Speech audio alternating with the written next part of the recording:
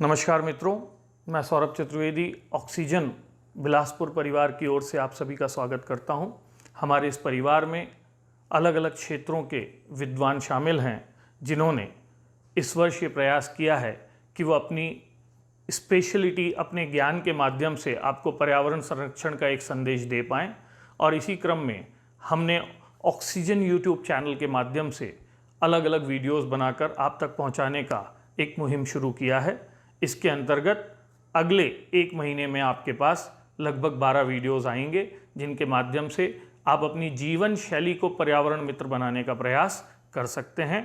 आशा है कि आप इन्हें पसंद करेंगे और आगे प्रसारित करने में ऑक्सीजन समूह की मुहिम का हिस्सा बनेंगे। धन्यवाद।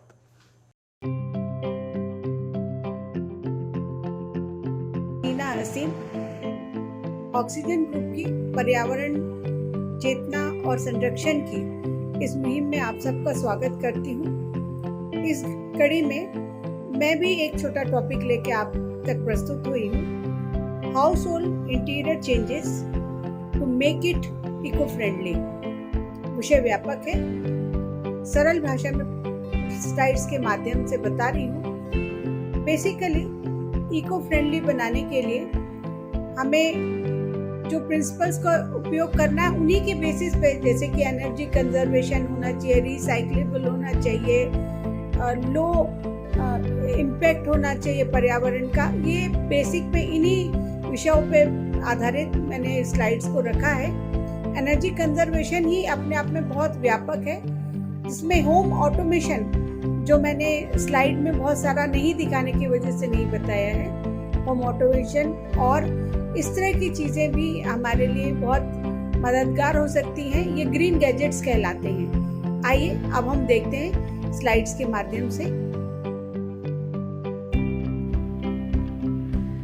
आइए हम बात करते हैं लार्ज विंडोज़ की। Large windows will help in reduction of heat. This reduces the dependency of artificial light. We can save energy.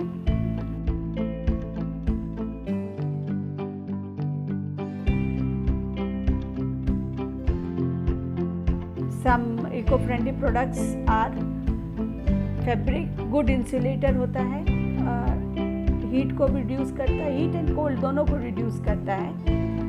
इसमें इट कैन बी फ्लैक्स, हेम हो सकता है, बैम्बू हो सकता है। ये नेचुरल फाइबर्स हैं और यूवी रेज भी बचाते हैं, लेस बीओसी भी प्रोड्यूस करते हैं। और इन कोविड सिनेरियो में आपके पास विंडो शेड्स की यदि हम बात करें तो कोविड सिनेरियो में हमारे पास थर्मल कर्टन्स भी मिलने लगे हैं बाजार में। They are very helpful. अब बात की जाए रग्स और कारपेट्स की, तो rugs and carpets are good insulators, sound absorbers. और वुलन मटेरियल के जो कारपेट्स होते हैं वो 10% तक आपको हीट एब्जॉर्बेंट भी होते हैं। और अब कोविड में हमें एक नई चीज़ की ज़रूरत पड़ने लगेगी, वो नायलॉन बेस यार्न जो होते हैं उसके कारपेट्स हम यूज़ कर सकते हैं।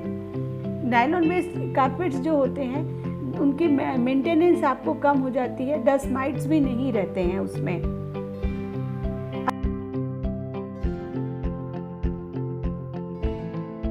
अब बात आती है वुडन फ्लोर की। आप नेचुरल वुड जितना यूज़ करेंगे, natural would base products use करेंगे, वो आपको इको फ्रेंडली भी होंगे। और उनकी पॉलिशेस जो हैं वो आपको इको फ्रेंडली पॉलिशेस भी अवेलेबल हैं, वो आप यूज़ कर सकते हैं। आप नेचुरल पत्थर का प्रयोग कर सकते हैं। कोविड सिनेरियो में पत्थर का प्रयोग करने से वॉशिंग थोड़ी सी प्रॉपर हो सकती है।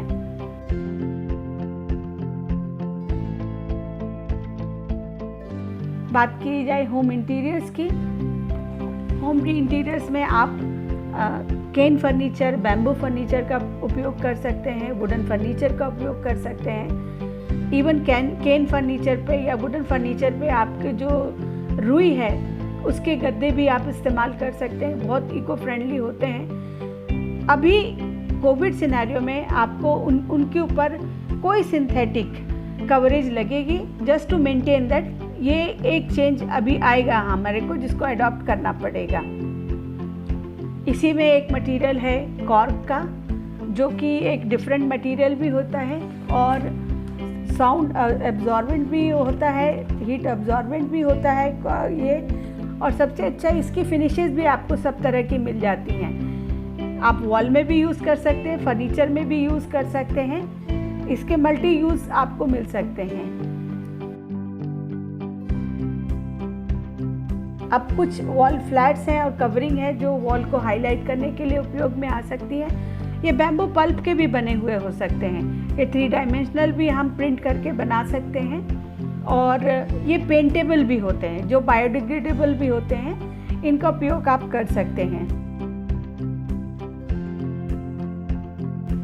अब बात की जाए पेंट्स की, मोस्ट इम्पॉर्टेंट थिंग है पेंट की। जो अभी हमारे पास पेंट अवेलेबल हैं वो ऑर्गेनिक पेंट्स अवेलेबल हैं, लो VOC वाले हैं, ड्यूरेबिलिटी भी बहुत अच्छी है।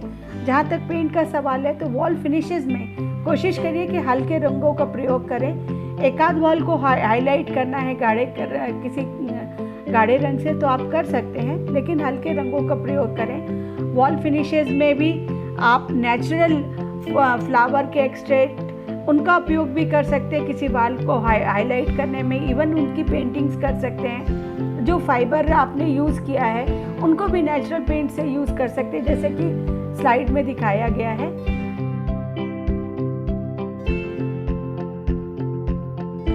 अब बात की जाए लाइट की, जो लेस VOC मटेरियल होता है, आप LED लाइट्स का उपयोग कर सकते हैं, और आप लाइटर्स भी इस्तेमाल कर सकते हैं just to highlight the things. और सबसे अच्छी चीज़ है, यदि आप सीलिंग ले रहे हैं, जिसमें कि एक स्लाइड में मैंने दिखाया है आपको, आप लेस सीलिंग से भी काम कर सकते हैं। मतलब कि सिर्फ कॉर्नर की सीलिंग में आपने काम किया, सेंटर में आपका जो छत है उसी से ही आपने पंखे लटकाए और बाकी आपको किया, लाइट की एडमिशन भी हो गई, और आपने कम लेस VOC मटेरियल इस्तेमाल किया, लेस POP का जिस इस्तेमाल करेंगे, जो कि आपको हेल्दी एटमॉस्फेयर देने में सहायता करेगा।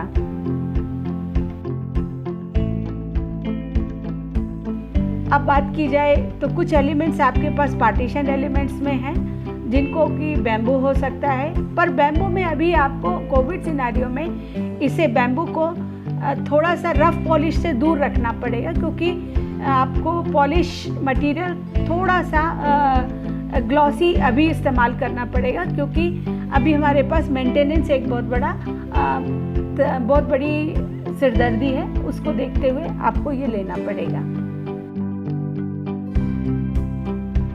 अब बात सबसे इम्पोर्टेंट चीज़ है जो आपको इको फ्रेंडली करने के लिए है, वो पौधे हैं, सारे प्लांट्स हैं। इंडोर प्लांट्स आपको हर तरह से मददगार होते हैं, आपको एयर प्यूरिफायर भी होते हैं, आपको सुंदरता के साथ साथ एक अच्छा एटमॉस्फेयर भी, हेल्दी एटमॉस्फेयर भी देते हैं।